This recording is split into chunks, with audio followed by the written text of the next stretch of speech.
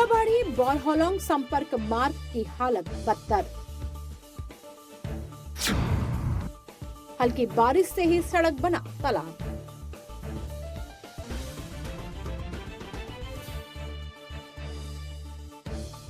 तिनसुकिया जिले के बूढ़ीदिहिंग मौजा जो डिगबोई विधानसभा क्षेत्र अंतर्गत है, आज भी विकास से काफी पीछे माना जाता है। इलाके की सड़कों की हालत बेहद बदतर हो चुकी है। बूढ़ीदिहिंग मौजा के ग्रामीण रास्तों के साथ साथ मुख्य सड़कों की स्थिति से भी बेहद खराब है।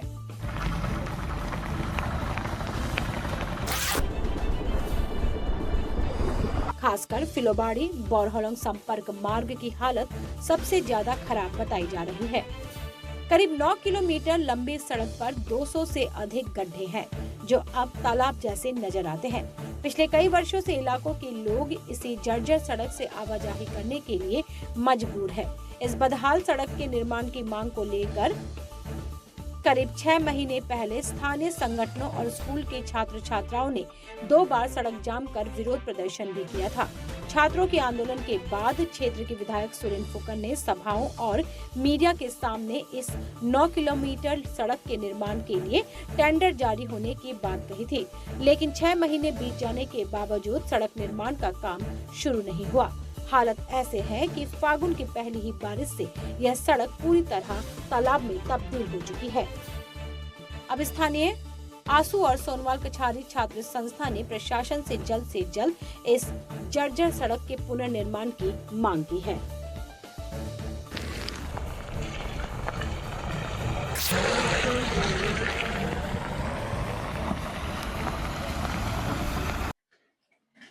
सब ডিগবৈ সমষ্টিৰ অন্তৰ্গত ফিলোবাড়ী তিনিআলি কাষৰ পৰা আপোনাৰ যি বৰহলং সংযোগী পথ, সেই পথটো আমি ছাত্ৰ সন্থা আছুৰ লগতে আমাৰ ফিলোবাড়ী অঞ্চলৰ বিভিন্ন দল সংগঠন তাৰ লগত সমান্তৰালকৈ এই ফিলোবাড়ী অঞ্চলৰ কেইবাখনো বিদ্যালয় কোন ছাত্ৰ ছাত্ৰীসকলে আচলতে ৰাজপথৰ আন্দোলন কৰিবলৈ তেখেতলোকে এটা সময়ত বাধ্য হৈছিলে।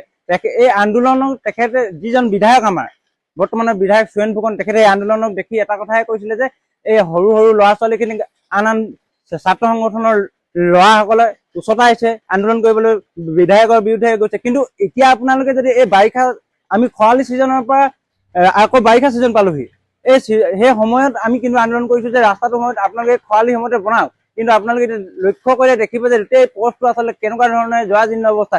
এই পথেৰে আজিও কণ ছাত্ৰ ছাত্ৰীয়ে এই পৰীক্ষা সময়, এতিয়া আপুনি তাত দেখিব যিকোনো সময়ত যিকোনো ঘটনা সংঘটিত হ'ব পাৰে, মানে এনেকুৱা এটা পৰ্যায়ত আছে পথটো। এই পথেদি আমাৰ ফিলোবাড়ী বৃহত্তৰ বুঢ়ীদিহিং অঞ্চলটো আচলতে আমাৰ চহৰখনলৈ, ডুমডুমা চহৰ ফিলোবাড়ী স্থায়ীসমূহলৈ যোৱাৰ মূল পথ। এই পথেদি আমাৰ যি ক্ষুদ্ৰ চাহ খেতিয়কসকল, তেখেতলোকৰ গাড়ীবোৰ অহা যোৱা কৰিছে। চাহৰ এতিয়া ভৰপূৰ সময়, তাৰ লগতে পৰীক্ষা চলি আছে, ছাত্ৰ ছাত্ৰীসকল তেখেতলোকৰ অহা যোৱা কৰিবলৈ অসুবিধা হৈছে। কিন্তু আমাৰ যিজন বিধায়ক, তেখেতে হয়তো এতিয়া নিৰ্বাচন আহিছে বুলিয়ে সংবাদ মাধ্যমৰ ভিৰ ফুলাই কিছুমান কথা কৈ থাকিব পাৰে, কিন্তু তেখেতে যে উন্নয়ন নাই কৰা তাৰ কিন্তু জ্বলন্ত উদাহৰণ এই পথটো। ফিলোবাড়ীৰ পৰা বৰহলুঙলৈ যোৱা এইটো এটা মূল পথ। এই পথটোৱে দৈনন্দিন ইয়াত আমাৰ ছাত্ৰ ছাত্ৰীসকল, ৰোগীসকল এই পথটোৱে অহা যোৱা কৰে। বজাৰ সমাৰ সামগ্ৰিক সমগ্ৰ ৰাস্তাটোদি আমাৰ গোটেই কামখিনি হয়। কিন্তু ইয়াত প্ৰায় 6 মাহৰ আগত ইয়াত প্ৰায় দল সংগঠন, আমাৰ সোণাল কছাৰী ছাত্ৰ সন্থা আছু, স্থানীয় দল সংগঠন, স্থানীয় ৰাইজে প্ৰতিবাদ কৰিছিল, ছাত্ৰ ছাত্ৰীসকলে প্ৰতিবাদ কৰিছিল। সেই প্ৰতিবাদ হোৱাৰ পিছত সুৰেন ফুকন ডাঙৰীয়াই, ডিগবৈ সমষ্টিৰ সন্মানীয় বিধায়ক ডাঙৰীয়াই এই সমস্যাটোৰ বুজ লৈ তেখেতে প্ৰায় 9 কিলোমিটাৰৰ প্ৰায় 9 কোটি টকা তেখেতে এই ৰাস্তাটোৰ বাবে ঘোষণা কৰিছিল, এই পথটোৰ বাবে মেৰামতিৰ বাবে। কিন্তু আজি পৰ্যন্ত সেয়া হোৱা দেখা নগল। এইটো লজ্জাৰ বিষয়, যিহেতু আপোনালোকে উন্নয়নৰ কথা কৈ থাকে, উন্নয়নৰ ঢাক ঢোল বজাই থাকে, এতিয়া আপোনালোকৰ যে উন্নয়ন সম্পূৰ্ণ বগা হাতীলৈ ৰূপান্তৰিত হৈছে সেইটো একদম স্পষ্ট হৈ পৰিছে। গতিকে আমি এতিয়াও এটা আহ্বান জনাম যে আপোনালোকে কেৱল এনেকুৱা ধৰণৰ ভুৱা প্ৰতিশ্ৰুতিবিলাক দিয়াতকৈ আপোনালোকে সঁচা অৰ্থত জনসাধাৰণৰ কাম কৰক, আমাৰ প্ৰধান সমস্যাবিলাক সমাধান কৰক, আমি আহ্বান জনাইছো।